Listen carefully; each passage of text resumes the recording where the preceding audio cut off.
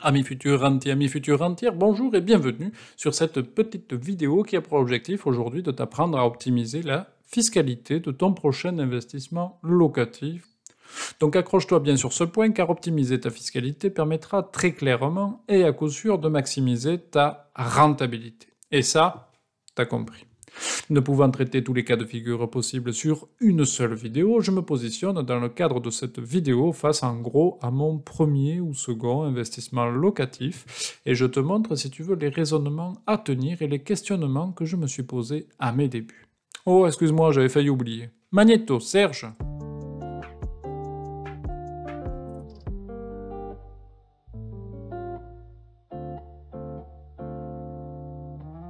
Donc avant de partir sur des montages juridiques de dingue, la première question à se poser ici est tout simplement quel est ton niveau d'imposition actuel. Pour cela, il te faut prendre le revenu imposable de ton dernier avis d'imposition. Donc là, pour l'exemple, prenons un célibataire sans enfant, ce qui correspond à une part dans le jargon, 0,5 en plus pour un enfant, plus 1 si vous êtes deux dans le foyer fiscal. Donc là, on part sur un célibataire sans enfant, donc une part avec un revenu imposable de 35 000 euros. Comment ça se passe au niveau des impôts? Ils appliquent, si tu veux, à ce 35 000 euros, un taux par tranche que tu pourras retrouver notamment sur le site Service Public. Je te mets la copie écran du site, tout simplement. Donc tu vois qu'il y a différents barèmes avec des taux d'imposition différents.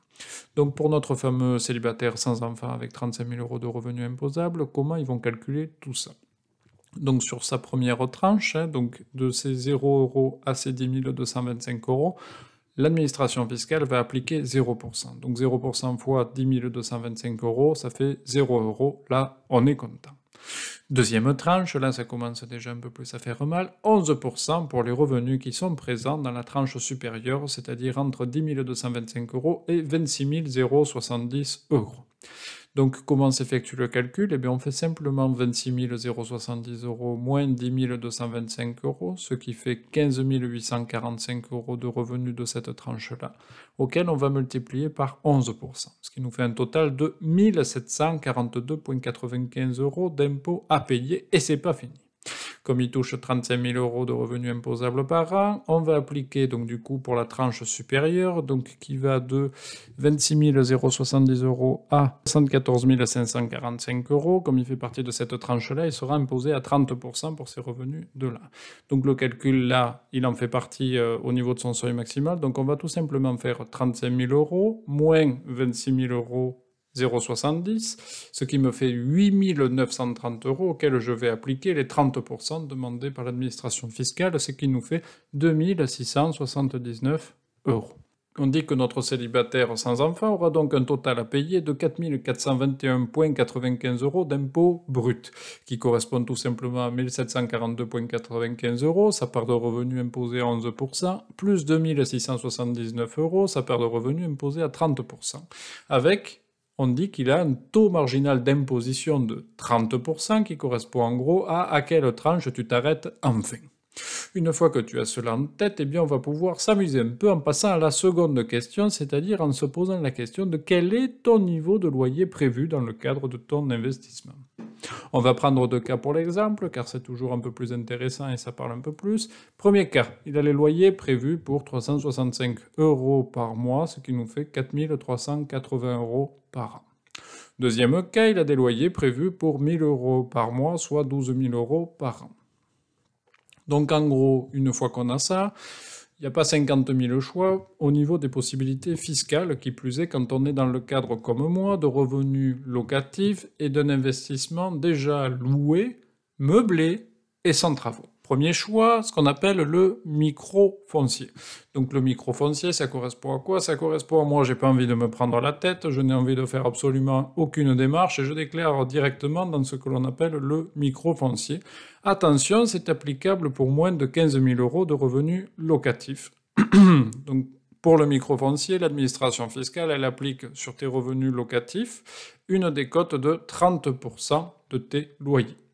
Soit pour le cas 1, donc 4 380 euros annuels, que je multiplie par 70% puisque j'ai droit à 30% de décote, ce qui me fait 3 066 euros à ajouter sur ma déclaration d'impôt qui viendront augmenter mon fameux revenu imposable. Petit calcul à faire pour s'assurer qu'on ne change pas de tranche. J'applique à mes 35 000 euros les fameux 3 066 euros.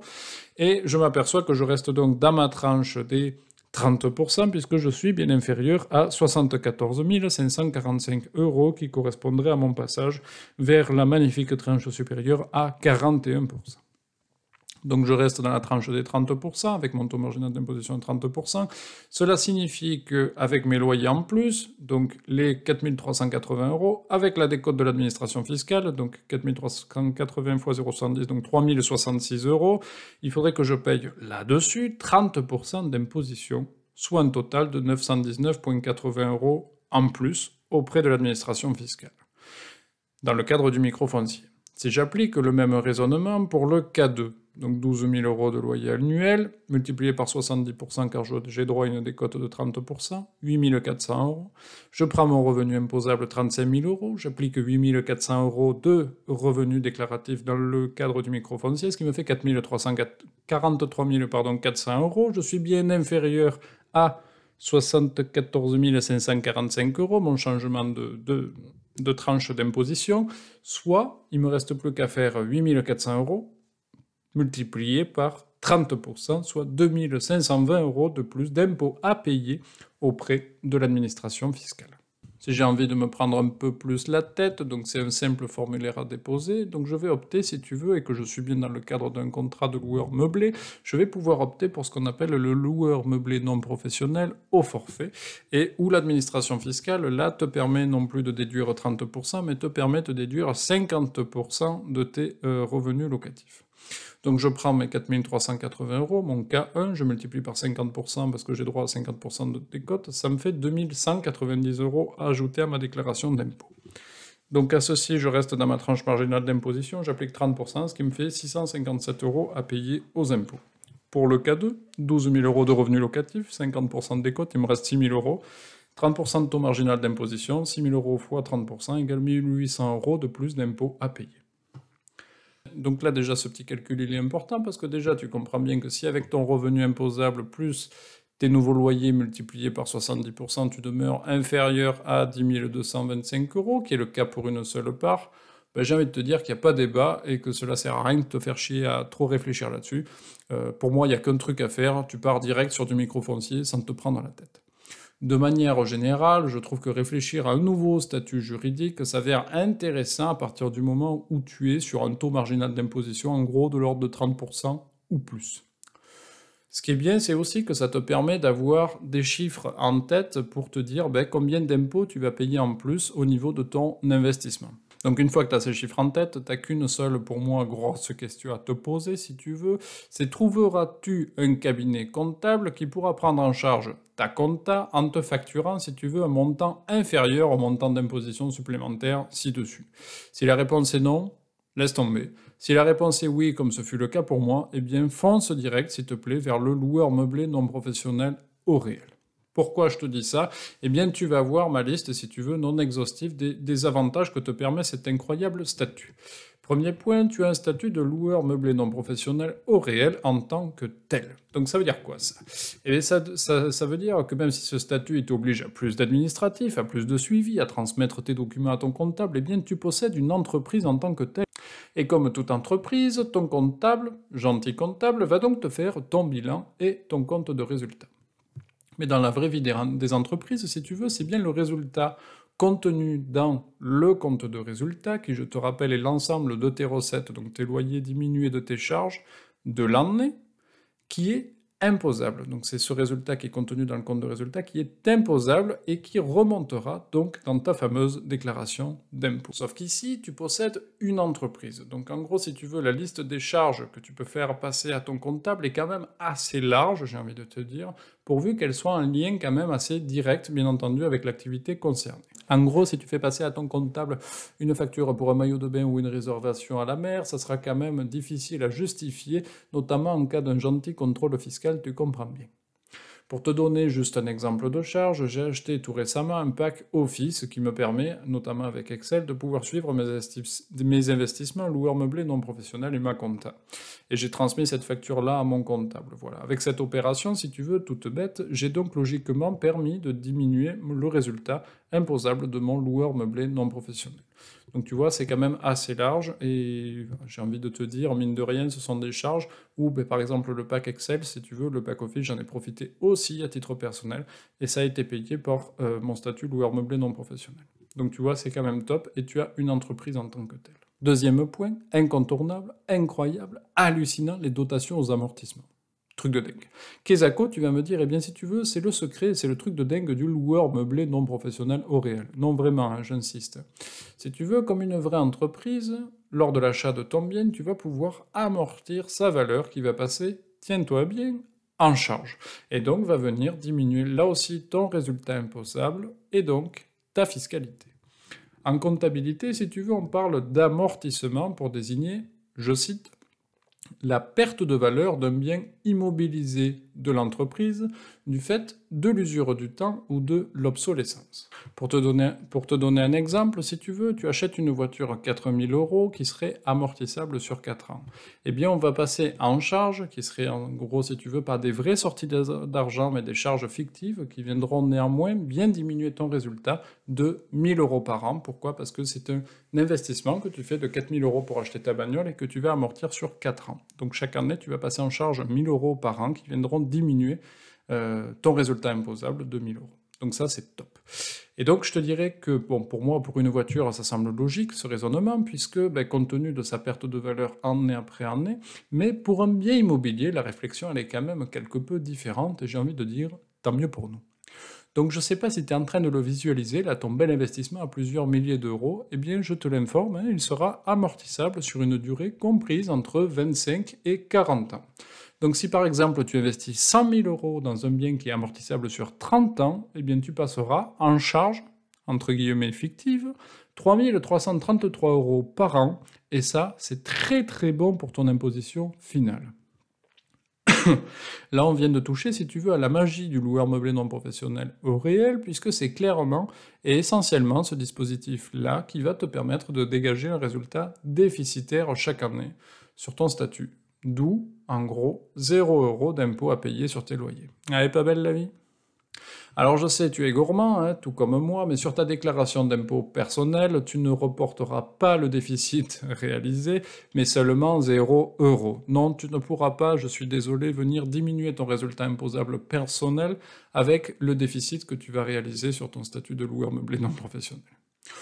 Mais bon, on ne peut pas tout avoir non plus, hein. Petite compensation tout de même, ce déficit, il est reportable si tu veux d'une année sur l'autre. En gros, pour t'expliquer comment ça marche. Si la première année, tu fais moins 5 000 € et la deuxième année, tu fais 2 000 €.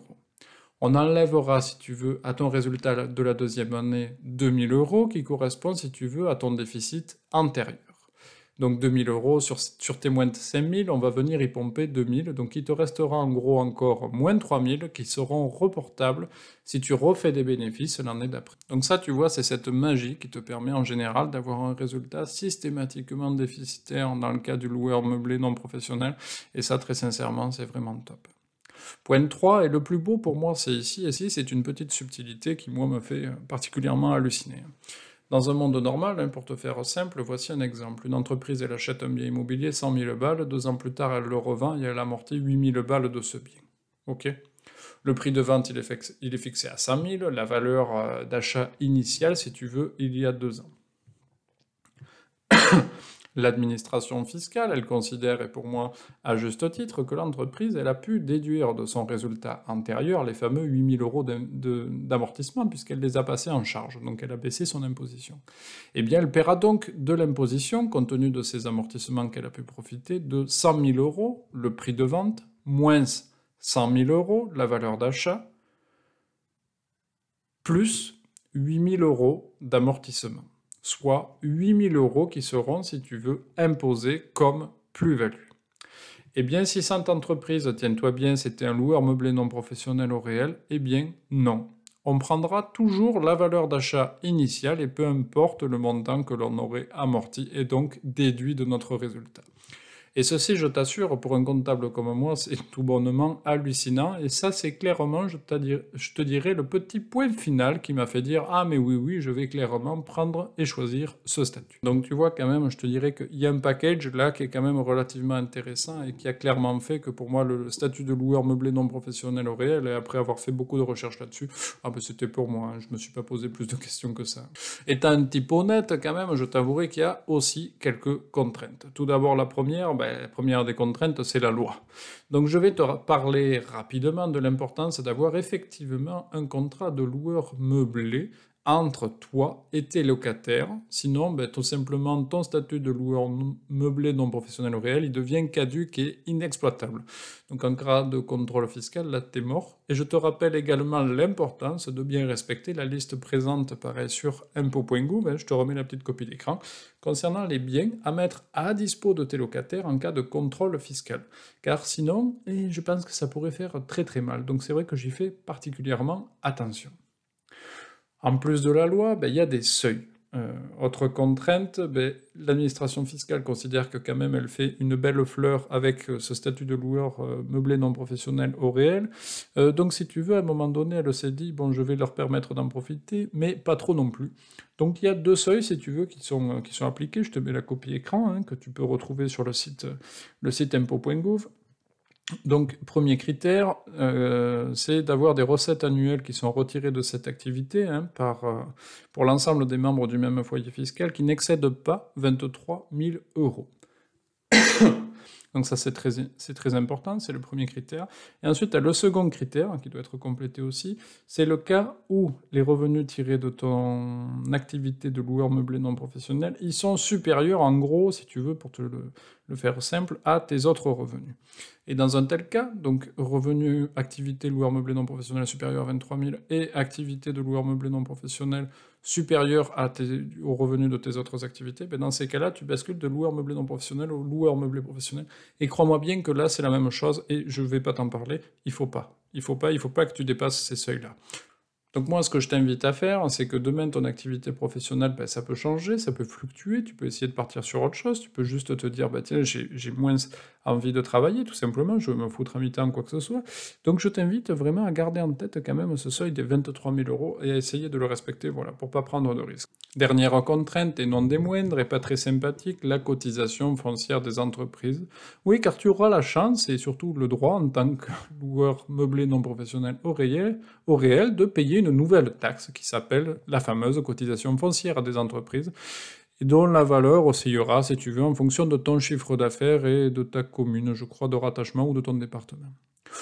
Pour te donner quelques fourchettes de prix, si c'est inférieur à 10 000 balles, tu paieras entre 218 et 519 euros en moyenne. Moi, je suis plus proche des 220, je crois. Et au-delà, tu paieras entre 218 et 1037 euros. Mais cela reste, rassure-toi, clairement bien inférieur à la taxe foncière.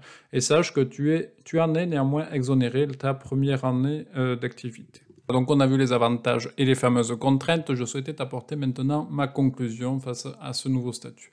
Le seul truc que je peux vraiment te conseiller pour moi, c'est qu'au démarrage, si tu es très proche, voire au-delà d'un taux marginal d'imposition de 30%, et surtout si tu souhaites multiplier les investissements locatifs derrière, je t'invite vraiment au démarrage à effectuer tes investissements par ce statut du loueur meublé non professionnel, qui est pour moi, très sincèrement, une vraie pépite. Je t'explique pourquoi. C'est très simple. Hein. Moi, je suis proche des 23 000 euros de loyer tout compris. Donc, je suis à 22 000 à peu près. 22 000, j'ai un taux marginal d'imposition de 30%. 22 000 fois 30%, ça me fait 6 600 balles d'impôts que je donnerai. Grosso modo, entre mon comptable plus la CFE que je paye donc en plus, je dois être aux alentours des 1 500 euros.